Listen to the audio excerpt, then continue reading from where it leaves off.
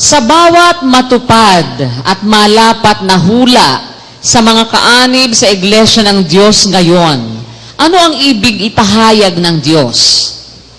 Bawa, natutupad na hula sa atin. Sa bawat hulang matupad, namamali sa diwa, darating sa pagkaunawa. Nakakaunawa ba kayo, Sis Luz? Nakakaunawa po, awa ng Diyos. Naunawa mo ba na dati ka ring mali? Opo, mali po talaga dati. Naunawa mo ba na yung mali na yon, naunawa mo na ikaw din ang nakaunawa at hindi ka tinuruan ng iba? Opo, ganun po ang nangyari sa atin. Ngayon, ikaw ba, taga-silanganan ka ba? Taga-silanganan po. Sabi ng hula, ililigtas ko ang aking bayan sa lupaing silanganan. Di isang hula yun na natutupad sa atin, di ba, no? Opo. Tapos sabi niya, magkakaroon siya ng bayan sa mga huling araw. Nasa huling araw ba tayo, Sis Luz? Nasa huling araw po. Sa mga huling araw tayo. Opo. Tapos sabi ng hula, manggagaling sa kanila ang pagpapasalamat. Totoo Natutupad ba sa atin yung hula na yon? Natutupad po. At sabi ng Diyos, pararamihin ko sila, yung mga nagpapasalamat. Ibig sabihin, dadami ang pasalamat. Tama? Tama po. Natutupad pa sa atin yon. Natutupad po. Ayan. At sinabi ng Diyos, bibigyan ko kayo ng patotoo. Hindi kayo matatalo ng lahat ng kaaway nyo. Sabi, bibigyan ko kayo ng bibigat karunungang hindi nila masasalangsang. Natutupad ba yun sa'yo, Sis Luz? Natutupad po sa atin. Ngayon, ang tanong natin ganito, bawat hula na nalalapat na natutupad sa samahang ito, ano ibig ipahayag ng Diyos doon, Sis Luz? Ano nga po ba? Basahin mo ang 19 ng Apokalipsis. At ako'y nagpatira pa sa kanyang paanan upang siya'y aking sambahin. At sinasabi niya sa akin, ingatan mong huwag gawin yan. Ako'y kapwa mo alipin at ng iyong mga kapatid na mayroong patotoo ni Jesus. Sumamba ka sa Diyos sapagkat ang patotoo ni Jesus ay siyang espiritu ng hula. Amen. Amen. Bawat matupad na hula, patotoo ni Jesus yun. Na ano ang patotoo ni Jesus? Na patotoo ni Jesus na tayo'y kapatid ni Juan at kasamang lingkod ng anghel ng Diyos. Ulitin mo. At ako'y nagpatira pa sa kanyang paanan upang siya'y aking sambahin. At sinasabi niya sa akin, ingatan mong huwag gawin yan. Ako'y kapwa mo alipin at ng iyong mga kapatid na mayroong patotoo ni Jesus. Ayon! Ako'y alipin, sabi nung anghel, at ng iyong mga kapatid ni Juan, na may patotoo ni Jesus. Sino yung kapatid ni Juan na may patotoo ni Jesus? Yung patotoo ni Jesus, yun yung espiritu ng hula. Kaya lahat ng hulang matupad sa atin, patotoo ni Jesus yun. Patotoo ni Jesus na kapatid tayo ni Juan. Kay Kristo tayo. Tayo'y nasa katotohanan. Yung binabasa yung talata, kumulog ng malakas sa apalit. Yun ang kumpirmasyon ng Diyos.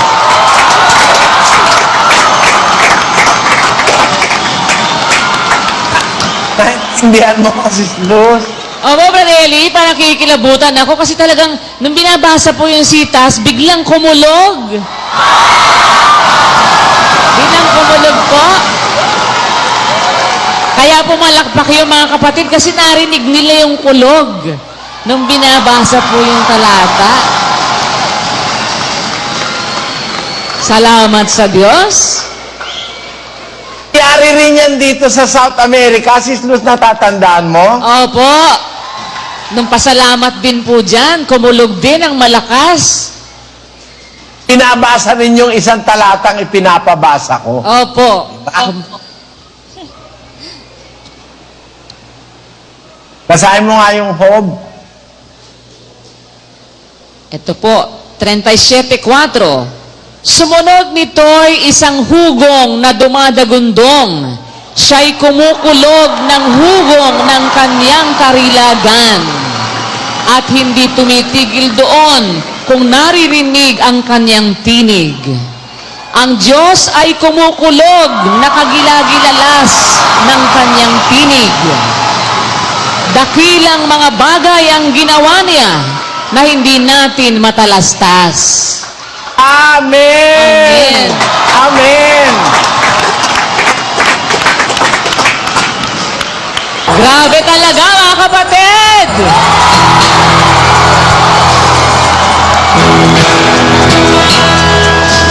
Tuhan mo naman kami, Sismos. Ano ba nangyayari? O, Ano ba? Brother Eli, tuwan-tuwa po ang mga kapatid dahil sa pangyayaring ito. Dahil parang pati physical evidence. Meron, pati physical evidence. Dahil talaga pong nangyayari nga yan. Pag merong talata kayong ipinabasa, parang sinasabi ng Diyos na, yan na nga, yan na nga.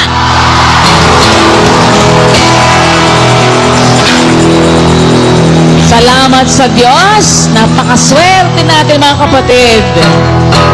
Salamat sa Panginoon.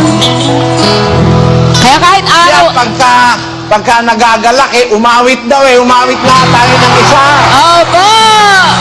Sige mga kapatid! Awit tayo!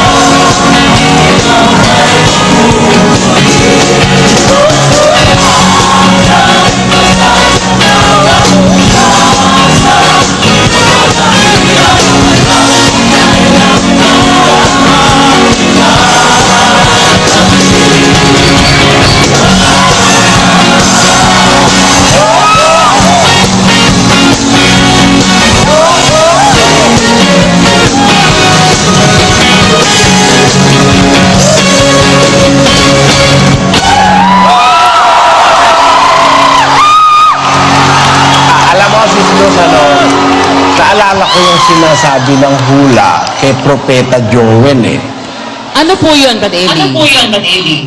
Na ang sabi ng Diyos, magpapakita siya ng mga tanda sa langit, saka sa lupa. Basahin natin yung gawa. 16 na ang gawa. Datapwat ito yaong sinalita sa pamamagitan ng Propeta Joel. At mangyayari sa mga huling araw, sabi ng Diyos, na ibubuhos ko ang aking espiritu sa lahat ng laman, at ang inyong mga anak na lalaki at babae ay manganghuhula, at ang inyong mga binata ay mga kakakita ng mga pangitain. Ang inyong mga matatanda ay magsisipanaginip ng mga panaginip. Oot sa aking mga lingkod na lalaki at sa aking mga lingkod na babae, sa mga araw na yaon, ibubuhos ko ang aking espiritu at magsisipanghula sila. At magpapakita ako ng mga kababalaghan sa langit sa itaas,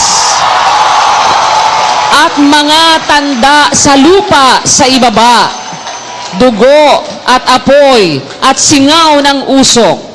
Ang araw Ano?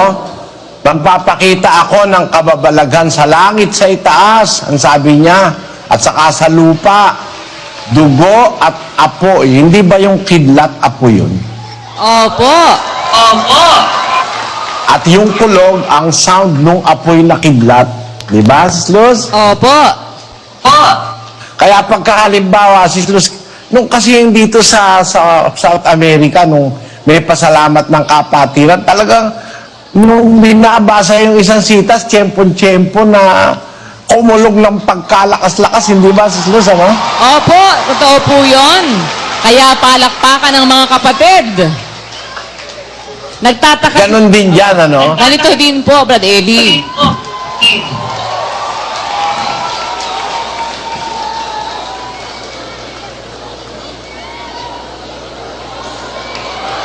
Kinukonfirm lang ng Panginoon na kasi yung kulog, tinig ng Diyos yun eh. Amen po.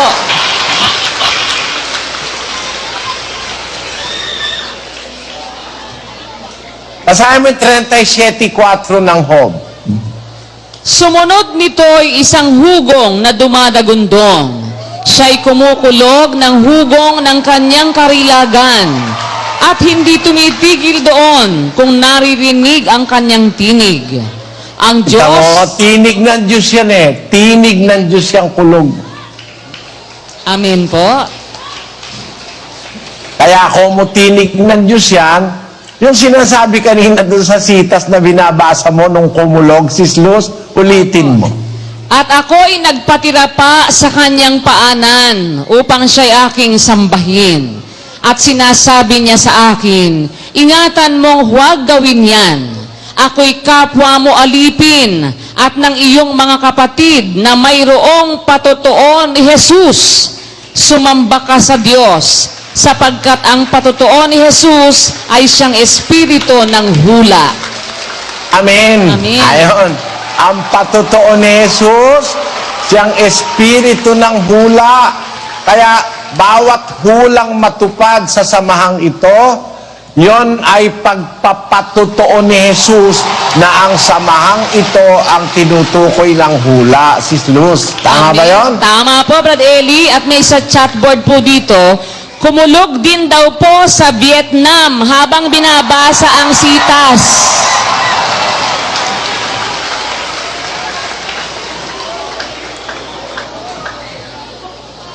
Talagang ano po siya? Ano po? Alam mo kasi, Sis Luz, wala tayong pagkukuhanan ng assurance na tayo'y sa Diyos kung hindi yung patutuo ni Jesus. Opo. Yun ang pinakamatibay eh. Kasi yung patutuo ni Jesus nasa hula, nasa Biblia, nakasulat. Kung ang titignan yung ating kaliitan, yung ating mga pagkatao, sino ba tayo? Wala naman tayong kwentang mga tao. Opo. Pero, ang ating pagkawalang kwenta, hindi tayo nawawalan ng pag-asa kasi pinapatunayan ng mga salita ng Diyos na mga hula na lumalapat sa samahang ito. Lumalapat ang hula sa panahon, sa karakter, sa lugar. Di ba, no? Opo. Sa lugar, nasa Biblia ang lugar. Sa panahon, nasa panahon ng Kawakasan. ng kawakasan. At sa lugar, nag-umpisa sa lugar na sinasabi ng Biblia. At sa karakter, isang samahan ng mahihirap, Opo. pero maliligaya sa buhay, kontento sa buhay, dahil mapagpasalamat. Naintindihan Amen. mo, Luz? Opo, Brother Eli, lahat ng aspect na sinasabi, kumbaga lahat ng criteria sa Biblia, pag isinalpak mo po tayo doon, nagmamas, pumapasok tayo doon sa criteria na sinasabi sa Biblia. Yun nga po, yung lugar, sa silangan, tapos sa mga pulo ng dagat, sa panahon ng kawakasan, pinili mga dukha, hindi maraming marurunong, hindi maraming mayayaman, pinili ng Diyos yung mga dukha, mga walang anuman. Lahat po yung mga karakter, yung mga traits na sinasabi ng Biblia, nakikita po talaga sa samahan natin, awa ng Diyos. Tapos yung mapagpasalamat pa. Wala namang ibang samahan na kagaya natin na nagpapasalamat talaga sa Diyos. Na tapos natutupad Diyos sa atin yung papaparamihin ko sila, di sila mangangaunti. Tapos yung bibigyan ko kayo ng patotoo ng isang bibig at karunungan, hindi masasalangsang ng lahat ninyong mga kaalit. Yan ang ano, Lahat po, yan ang pinakaano sa lahat eh. Yan ang nag-i-include na ng ibang samahan eh. Bakit? Bibigyan ko kayo. Di, ang kausap yung talagang sa Diyos. Nang bibigat karunungan, bigat karunungan, hindi masasalangsang ng lahat ninyong kaalit.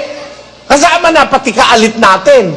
Na? Opo. Habang hindi sila nakakasalangsang, habang hindi nila naigugupo ang samahang ito, pati sila saksi na hindi sila yun. Amen po. Alam na alam po nila, hindi sila yon. Kasi hindi nila kayang igupo ang samahan. Ayun, at sa Taipei din daw po, Brad Eli, humulog din, pati sa Taiwan.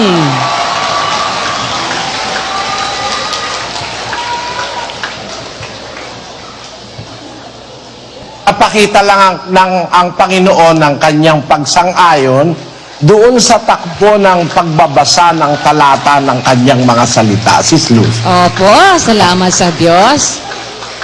Ayan. Kaya, Salamat sa Diyos at salamat sa Panginoon dahil nasa atin ang lahat ng dahilan para kumilala tayo ng utang na loob sa Diyos. Na ang kanyang salita parang napakahirap na matanggap ng tao. Napakahirap matanggap mismo kung minsan natin na tayo ba ang sa Diyos? No? Ang liit naman natin.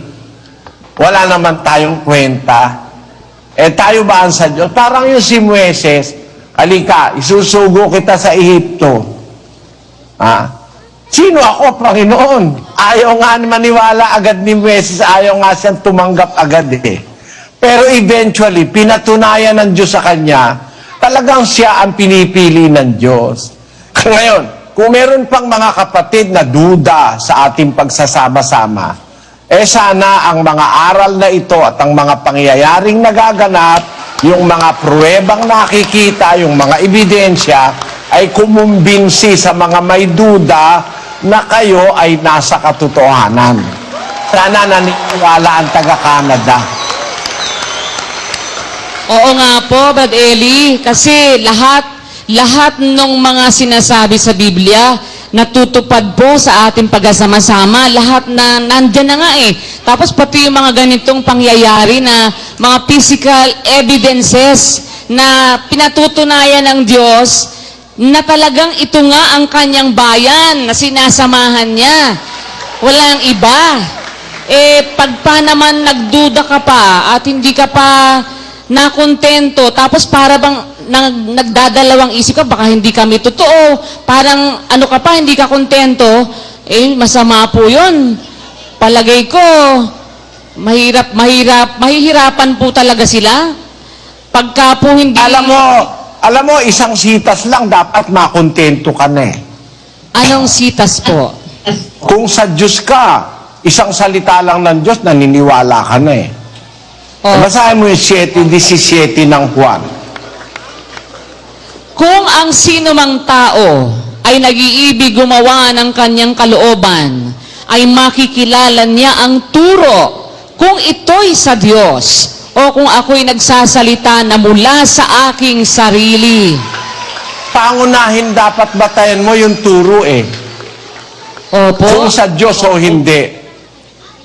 Ang tanong, meron ka bang maitututol na ang turo rito sa Diyos o hindi? Wala po silang maitututol. Wala, hindi kayang tutulan na ang turo rito sa Diyos. Wala nga kapareho turo rito eh. Opo. Walang kapareho talaga. At yung naituturo rito, hindi naituturo sa pinakamagagandang kapili at basilika sa buong mundo. Amen! Totoo po yan.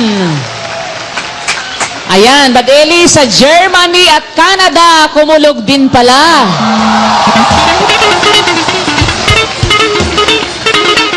Alam mo, nung araw, Sis Luzano, Opo. doon sa panahon ng mga patriarcha, meron silang mga paraan para i-confirm yung isang bagay, ano? Opo. Kagaya nung ginawa ni Gideon na nagpakita siya humingi siya ng tanda sa Diyos at naglagay siya ng isang balat sa lupa. Sabi niya, pag itong balat na ito naging basa at ang lupa ay tuyo, yun ang palatandaan ng Diyos. Nangyari. Tapos ginawa niya kinabukasan, binaliktad niya. Pagka naman ang tuyo ang balat at ang lupa naman ang basa, biro mo yun, ilalagay niya yung balat sa lupa. Yung balat ay tuyo, yung lupa ay basa. Parang napakahirap mangyari, no? Dahil nandun din naman sa lupa yung balat. Tapos yung lupa ay basa, yung balat ay tuyo. Nangyari. Nung baliktarin naman niya, yung balat naman ang basa at ang lupa naman ay tuyo, nung pigain niya yung balat isang mangkok ang tubig, isang tasang malaki ng tubig. Kinonfirm ng Diyos. Ngayon, pagdating ng Panginoon Kristo, ang confirmation hindi na kagaya nung panahon ni Gideon. Ang confirmation, pag kami nakatalo sa katwiran ng kanyang bayan, yun ang ang kanyang patotoo, hindi kayo madadaig, sabi ni Kristo. Bibigyan ko kayo ng bibig at karunungang hindi masasalangsang o matututulan man ang lahat ninyong mga kaalit. Tinan mo yung naghahari-harian sa Pilipinas na iglesia ni Manalo. Wala. Butata. Di ba, Brad Mel, butata, ano? Ang daing mga puntong butata Totoo po yun, kapatid na Eli. Kaya nga po sila gumawa ng lahat ng paraan para ikaw po at si kapatid na Daniel, tayo po ay maperwisyo hanggang sa puro imbento po ang ginawa nilang katha laban po sa inyo. Kasi napakaraming punto na nabutata po sila, hindi nila na ipagtanggol ang kanilang mga aral na itinuturo sa kanilang mga miyembro, kapatid na Eli. Naging kaaba-aba ang kalagayan ng iglesia ni Manalo po Talagang naging kaaba-aba sila, mga ministro nila, lalo na po yung puno, tuluyo ng hindi nangakalitaw. Hanggang ngayon man po, ayaw magsalita nung kahaliling huli ngayon, na nakakaawa po sila sa kalagayan nila, kapatid na Eli, na bagsak pati membership po nila, kakapiranggot ang miyembro nila, kaya nga kahit may mga sinasabi silang mga pagtitipon po nila, hindi na nila maipakita sa kanilang mga programa, kasi nga po, talagang nabago po, kapatid na Eli, mula nung inilantad po ninyo, ibinulgar nyo ang lahat ng mga mali nilang mga aral, ang mga nasa pasugo nila at nasa mga libro. Nagkaganyan po sila. inayawan sila ng tao at yung mga anak-anak na lang at mga nagiging asawa na lang ng miyembro nila ang siyang mga talagang umaanib kahit na 12 anyos lang. Ganun po pala, ganun daw ang ginagawa, sabi nila kapatid na Cesar, talagang kahit bata pa, binibinyagan o binabautismohan po nila dahil yung dating nangyayari po sa kanila na mga umaanib o nababautismohan dati, mula po nung inilantad po ninyo ang kanilang mga pagkakamaling itinuturo, nasira po lahat yon. Kaawa-awa po sila kapatid na Eli. At hindi na nga nila maipakita yung dati nilalagay sa pasugo marami ikang nabautismohan sa ganun, sa ganun. Ngayon, wala eh. Nakakakita ka pa ba ngayon ng pasugo, Bradwell, na may mass baptism? Nawala po yun kapatid na Eli. Ano na lang, para puro picture na lang ng kapilya ang kanilang laging ibinabandera po ngayon. Basta picture na lang po ng kapilya. Pero yung kanilang mga miyembro, yung mga nababautismuhan po nila, wala po hindi nila maipublish talaga. Kasi nagkawala po kapatid na Eli. Bumagsak ang membership nila. Ganun po ang nangyaring isa. Amat sa Diyos at nabawasan yung mga taong nakukulong sa mga maling pananampalataya. Pero hindi natin sila talaga po pwedeng maalis na meron silang katagasunod. Bradmel, sinasabi yun dun sa 4:3 ng ng ikalawang Timoteo Sapagkat darating ang panahon na hindi nila titiisin ang magaling na aral, kundi pagkakaroon nila ng katinang tainga ay magsisipagbunton sila sa kanilang sarili ng mga gurong ayon sa kanilang sariling mga masasamang pita at ihihiwalay sa katotohanan ang kanilang mga tainga at mga ibabaling sa katha. Yun. Merong mga tao na gusto nila yung kanilang sariling guro. Magbubuntun sila sa kanilang sarili ng mga gurong ayon sa kanilang sariling masasamang pita. Hindi mo talaga maiaalis yung tagasunod ng masama Yung mga pastor ng manluloko, may tagasunod talaga yon. Meron kasing tao, mas gusto nila yung mali kaysa sa tama. Mas gusto nila yung kasinungalingan kaysa sa katotohanan. Ikalawang Tesalonica 2:11. At dahil dito'y ipinadadala sa kanila ng Diyos ang paggawa ng kamalian upang magsipaniwala sila sa kasinungalingan, upang mga hatulan silang lahat na hindi nagsisampalataya sa katotohanan, kundi nangalugod sa kalikuan. Meron silang may mga tao talagang ayaw sa katotohanan Ang gusto nila kasinungalingan. For this cause, God shall bring them a strong delusion that they should believe a lie. No? Dahil dito, ang sabi ng Apostol Pablo, ay pinadadala sa kanila ng Diyos ang paggawa ng kamalian upang magsipaniwala sila sa kasinungalingan. Meron pa rin mananatili sa kasinungalingan. Pero, ang magandang balita, kapatid na Luz, merong mga taong mabubuksan ng isip, namamali sa diwa, darating sa pagkaunawa. Merong mga taong ganon. At nagpapasalamat tayo sa Panginoon na tayo rin, nakikita natin, yung mismong ating mali, nakikita natin, hindi itinuturo ng iba sa atin. Tayo rin ang natuto na yung palang ganun at ganung bagay, mali, hindi pala tama yun.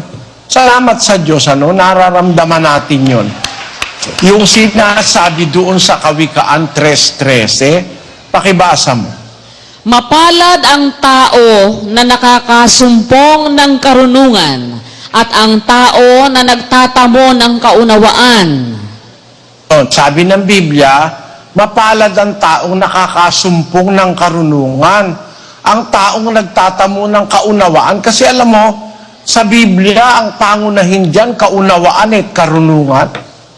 Opo. Hmm? Opo. Sa paglilingkod sa Diyos, pag wala yung unawa at yung karunungan, mapapahama ka eh. Kaya ang tao, kung makasumpong ka ng karunungan at kaunawaan, mapalad ka dahil yun ang pangunahin sa lahat, 4:7 ng Kawikaan. Karunungan ay pinakapangulong bagay, kaya't kunin mo ang karunungan. Oo, sa lahat mong kukunin ay kunin mo ang unawa. Hindi mo masasabing karunungan, Sis Luz, pagka ikaw lumuluhod sa kahoy at saka sa bato. Totoo po. Opo. Hindi karunungan yun na luluhuran mo yung kahoy at bato at saka mananalangin ka sa kahoy at bato. Hindi karunungan yun. Alam mo tawag ng Biblia ron? Ano po? Kamangmangan. That is the opposite ng karunungan. Basahin natin ang 17:29, tuloy-tuloy mo hanggang 30. Yamang tayo nga'y lahi ng Diyos, ay hindi marapat nating isipin na ang pagka-Diyos ay katulad ng ginto o ng pilak o ng bato na inukit ng kabihasnan at katalinuhan ng tao. Ang mga panahon ng kahangalan ay pinalipas na nga ng Diyos. Datapwat Kahangalan pala yun eh. Kahangalan. Sa Biblia, kahangalan yun eh. Foolishness. Ang patutuo ni Jesus ay ang espiritu ng hula.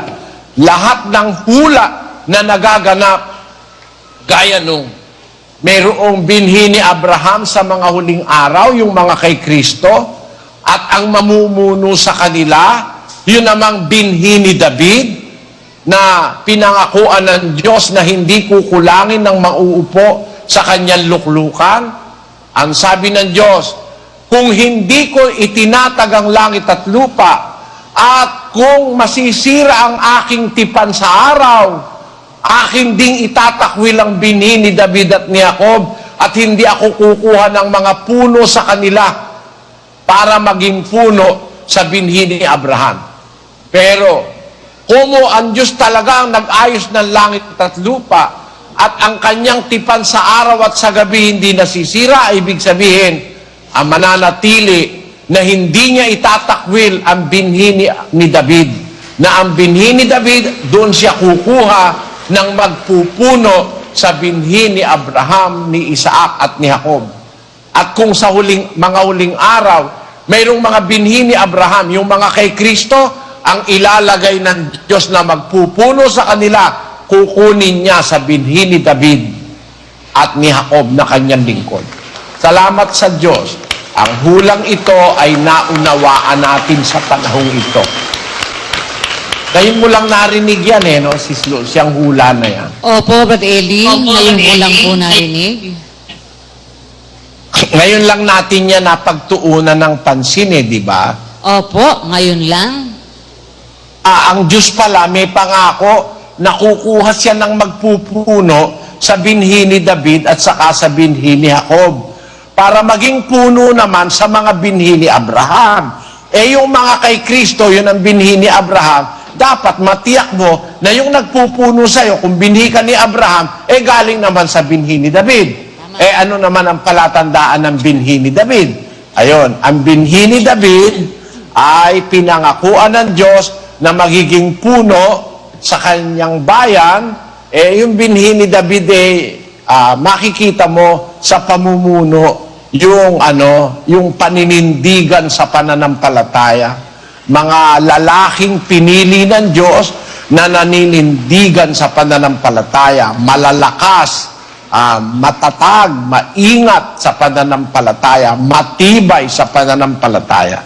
At kayo na ang bahalang humusga kung ang namumuno sa inyo, mga kapatid, ay nandoon sa kategorya ng binhi ni David.